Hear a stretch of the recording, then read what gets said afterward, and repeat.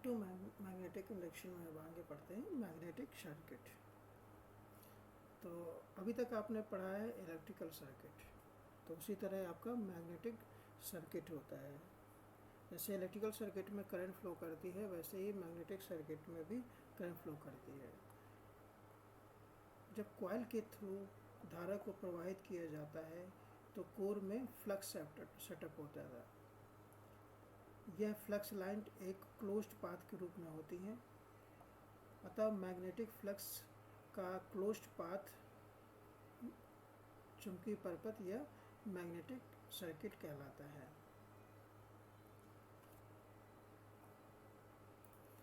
जब भी किसी कॉइल के थ्रू धारा को प्रवाहित किया जाता है तो जो कोर होता है आपका, उसमें फ्लक्स सेटअप होता है। जो फ्लक्स का जो पाथ होता है वो हमारा कैसा होता है, क्लोज्ड पाथ होता है।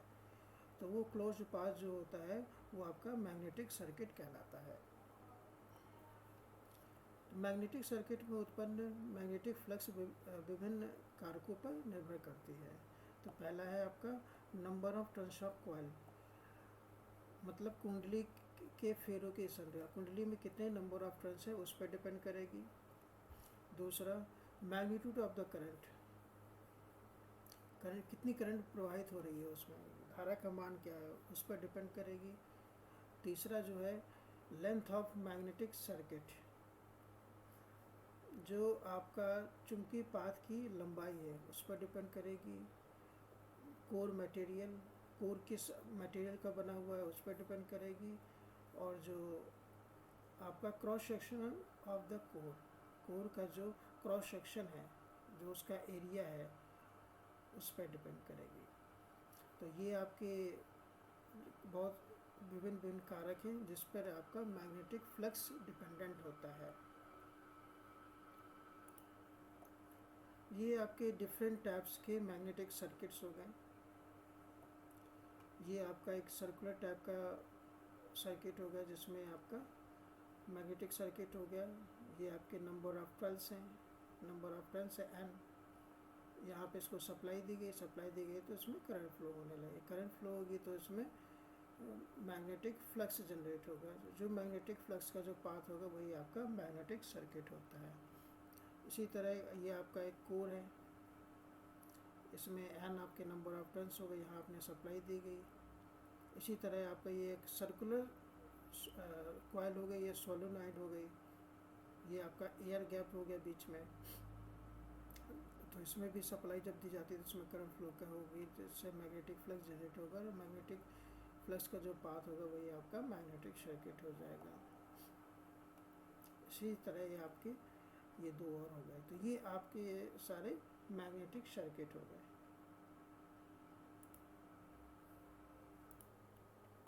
अब आगे पढ़ते हैं मैग्नेटिक फ्लक्स क्या होता है।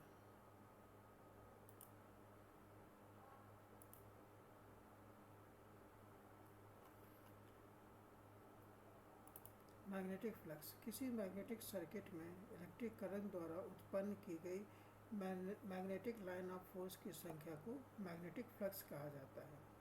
इसे फाई से व्यक्त किया जाता है, फाई से रिप्रेजेंट करते हैं, तथा इसका जो यूनिट होता है वो वेबर होता है। अब पढ़ते हैं मैग्नेटोमोटिव फोर्स, MMF, हिंदी बोलते हैं इसको चुंबकीय वाहक बल। तो जिस प्रकार इलेक्ट्रिकल सर्किट में EMF होता है, इलेक्ट्रोमोटिव फोर्स होता है, उसी तरह मैग्नेटिक सर्किट में मैग्नेटोमोटिव फोर्स MMF होता है। तो जिस प्रकार वैद्युत सर्किट में धारा प्रवाह हेतु EMF की आवश्यकता होती है, उसी प्रकार चुंबकीय परपथ में मैग्नेटिक फ्लक्स उत्पन्न हेतु या फ्लक्स लिंकेज उत्पन्न करने हेतु MMF की आवश्यकता होती है। दूसरी भाषा में कहें तो चुंबकीय वाहक बल वह चुंबकीय प्रेशर होता है जो चुंबकीय सर्किट में magnetic line of force setup करता है या सेटअप करने का प्रयास करता है। मैग्नेटिक सर्किट का MMF कॉइल्स में फेरों की संख्या पर तथा कॉइल में फ्लो होने वाले धारा पर निर्भर करता है। जो MMF होगा वो नंबर ऑफ टर्न्स और जो करंट फ्लो कर रही है उसमें डिपेंड करेगा। जो MF होता है वो होता है MF इक्वल टू NI, जहाँ पे N जो होता है वो नंबर ऑफ टर्न्स होता है और I जो होता है आपका करंट होती है। चूँकि एन को टर्न्स में व्यक्त किया जाता है तथा करंट को एम्पियर में व्यक्त किया जाता है, इसलिए एमएफ को एम्पियर टर्न से मापित किया जाता है और इसको एटी लिखा जाता है। डायग्राम के थ्रू समझते हैं। ये आपके नंबर ऑफ टर्न्स हो गए एन, ये आपका मैग्नेट होगा, उसमें एक कॉइल को लपेट दिया गया है जिसमें एन जो है नंबर ऑफ टर्न्स हो गया, एन और एस आपका क्या है, पोल्स हो गए। ये आपका मैग्नेट हो गया, मैग्नेट को हमने क्या किया, उसमें नंबर ऑफ टर्न्स उसमें लपेट दिए गए हैं। तो आपको पता है कि मैग्नेट में नॉर्थ से साउथ की तरफ हमारी मैग्नेटिक फील्ड ऑफ लाइन्स जो होती हैं वो होती हैं। ये आपका नॉर्थ से साउथ की तरफ गया। जब इसको सप्लाई देते तो इसमें करंट फ्लो होगी। जब करंट फ्लो होगी तो जो एमएफ जो इसमें जनरेट होगा उस एमएफ की वैल्यू होगी N number of turns into current I. अब नेक्स्ट टॉपिक है हमारा रिलैक्टेंस। तो रिलैक्टेंस क्या होता है? किसी चुंबकीय पाथ में मैग्नेटिक फ्लक्स का अवरोध रिलैक्टेंस कहलाता है। जैसे आपने इलेक्ट्रिकल सर्किट में पढ़ा होगा रेजिस्टेंस क्या करता है, वो हमेशा करंट जो फ्लो करती है उसका अपोज करता है। उसी तरह मैग्नेटिक सर्किट में रिलैक्टेंस होता है जो हमारा मैग्नेटिक फ्लक्स का विरोध करता है। जब किसी इलेक्ट्रिक सर्किट में प्रतिरोध होता है तो उसी प्रकार मैग्नेटिक सर्किट में रिलैक्टेंस होता है, लेकिन प्रतिरोध इलेक्ट्रिकल सर्किट में ऊर्जा को डिसिपेट करता है, जबकि रिलैक्टेंस मैग्नेटिक सर्किट में मैग्नेटिक एनर्जी को स्टोर करता है। जिस प्रकार इलेक्ट्रिकल सर्किट में इलेक्ट्रिकल फील्ड धारा को न्यूनतम प्रतिरोध वाला पाथ प्रदान करती है, उसी प्रकार मैग्नेटिक फ्लक्स को मिनिमम रिलैक्टेंस वाला पाथ प्रदान करती है। रिलैक्टेंस को क्या कहते हैं, ऐसे प्रदर्शित करते हैं। किसी मैग्नेटिक सर्किट का रिलैक्टेंस निम्न बातों पर निर्भर करता है। पहला, लेंथ ऑफ मैग्नेटिक पाथ, चुंबकीय पाथ की लंबाई एल पर निर्भर करता है। किसी चुंबकीय पाथ का रिलैक्टेंस मैग्नेटिक फ्लक्स की लंबाई पर उसके समानुपाती होता है। दैट मीन्स जो एस होगा वो प्रोपोर्शनल टू एल होता है। जो आपका रिलैक्टेंस होगा वो चुंबकीय पाथ की जो लंबाई होगी उसके डायरेक्टली प्रोपोर्शनल होता है। दूसरा, area of cross section A, अर्थात अनुप्रस्थ काट का जो क्षेत्रफल होता है जिसके थ्रू फ्लक्स हमारा पास कर रहा होता है। अनुप्रस्थ काट का क्षेत्रफल जिसके फ्लक्स पास कर रहा है उसके इन्वर्सली प्रोपोर्शनल होता है। अर्थात जो एस होता है वो एरिया के इन्वर्सली प्रोपोर्शनल होगा।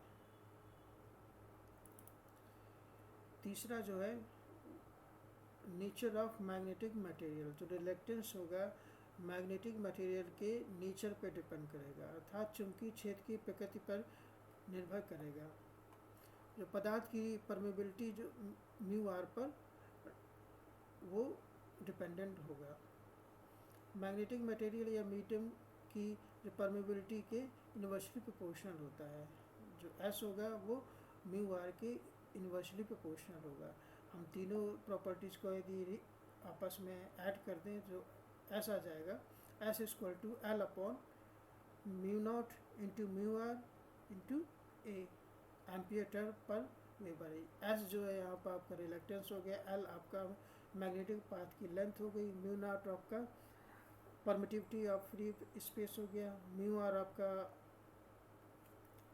परमेबिलिटी ऑफ रिलेटिव परमेबिलिटी हो गई, ए आपका एरिया हो गया।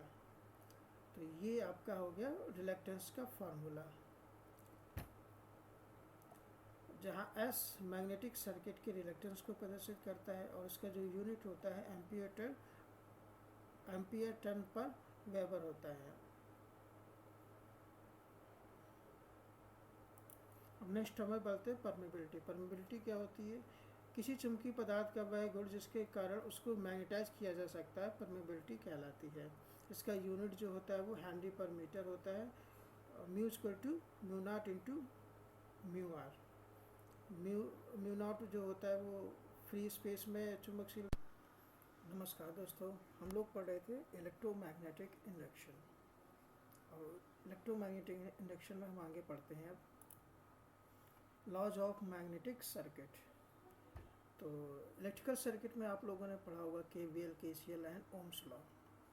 तो उसी तरह आपके मैग्नेटिक सर्किट में भी आपके लॉज होते हैं, तो उन लॉज को आज पढ़ते हैं।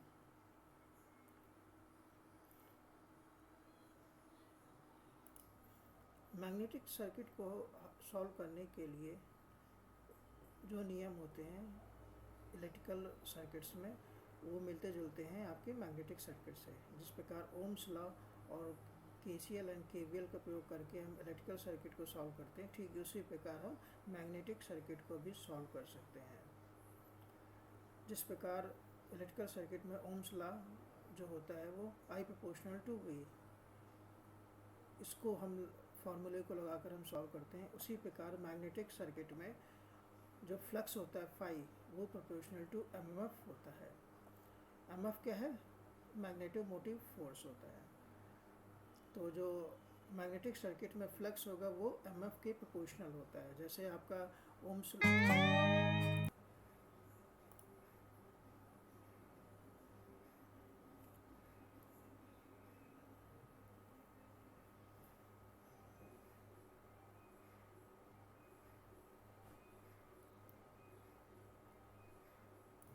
हम आगे पढ़ते हैं सीरीज मैग्नेटिक सर्किट।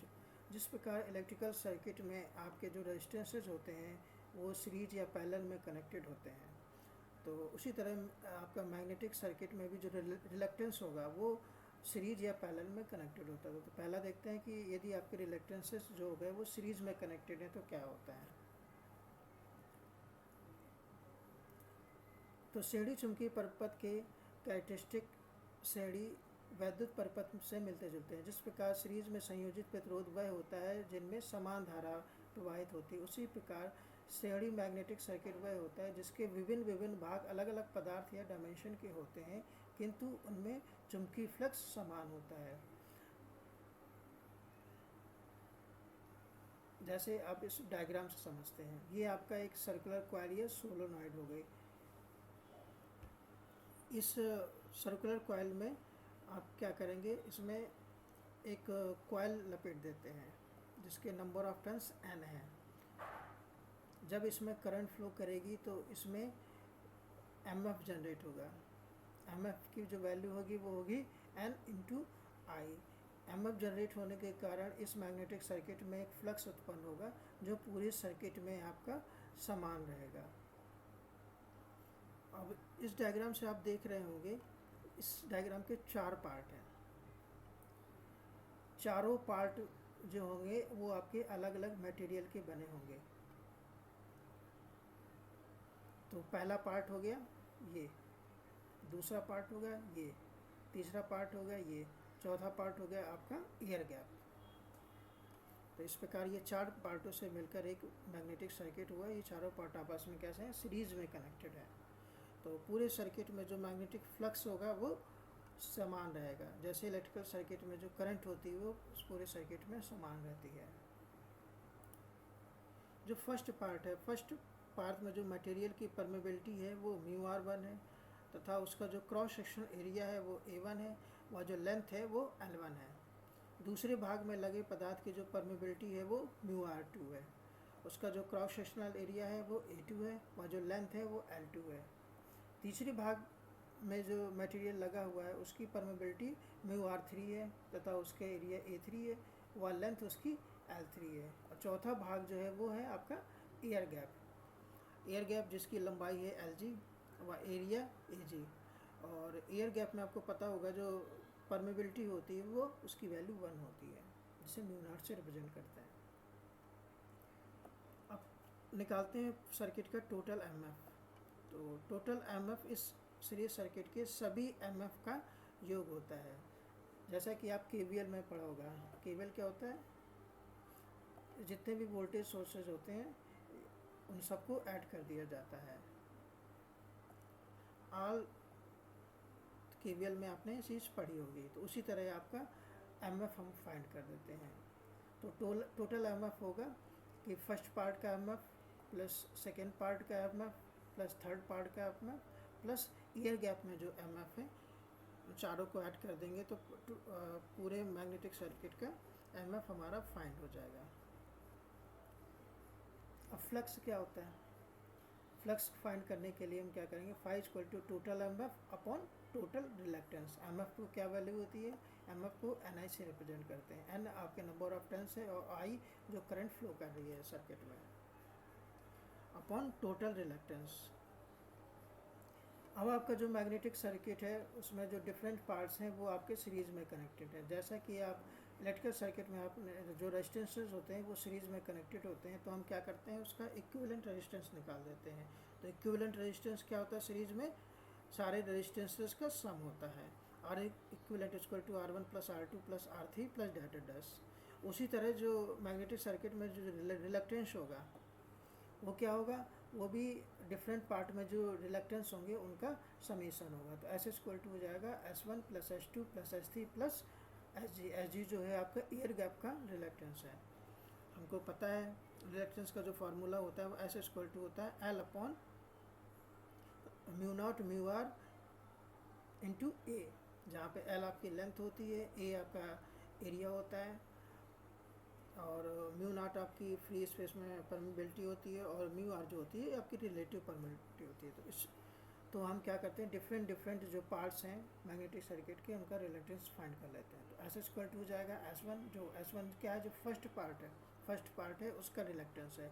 तो फर्स्ट पार्ट की जो लेंथ है वो L1 है, एरिया A1 है और जो मटेरियल जो फर्स्ट पार्ट जिसका बना हुआ उसकी परमिबिलिटी म्यू R1 है। तो S1 हो जाएगा L1 upon A1 into mu not into mu R1 plus उसी तरह हम सेकेंड पार्ट का निकाल लेंगे plus L2 upon A2 into mu not into mu R2 plus उसी तरह हम थर्ड पार्ट का निकाल लेंगे L3 upon A3 into mu not into mu R3 plus उसी तरह जो एयर गैप है उसका हम रिलक्टेंस फाइंड कर लेंगे। तो उसकी जो लेंथ है वो Lg है, तो Lg upon Ag into mu naught. तो ये हमारा टोटल रिलक्टेंस फाइंड हो गया। अब हम एम एफ भी फाइंड कर सकते हैं यदि हमको फाई गिवन है। तो जैसे इलेक्ट्रिकल सर्किट में V equal to I R होता है, उसी प्रकार मैग्नेटिक सर्किट में क्या होता है, M F equal to phi into S. Phi क्या है? मैग्नेटिक फ्लक्स है और जो एस है आपका वो रिलक्टेंस हो गया। अब पढ़ते हैं सीरीज पैरेलल मैग्नेटिक सर्किट। जैसे कि आपका इलेक्ट्रिकल सर्किट में आपने देखा होगा रेजिस्टेंस सीरीज और पैरेलल दोनों में भी लगे रहते हैं, तो उसी तरह मैग्नेटिक सर्किट में भी आपका क्या होता है, सीरीज और पैरेलल में पार्ट्स लगे होते हैं, जैसे सीरीज पैरेलल कॉम्बिनेशन होता है। तो ये आपका एक सर्किट हो गया। जो AC वाला पार्ट है उसमें जो फ्लक्स है वो फाई है और जो ABC है उसमें जो फ्लक्स है फाई 1 है और जो ADC है उसमें जो फ्लक्स फाई 2 है। तो टोटल फ्लक्स हो जाएगा phi equal to phi 1 plus phi 2।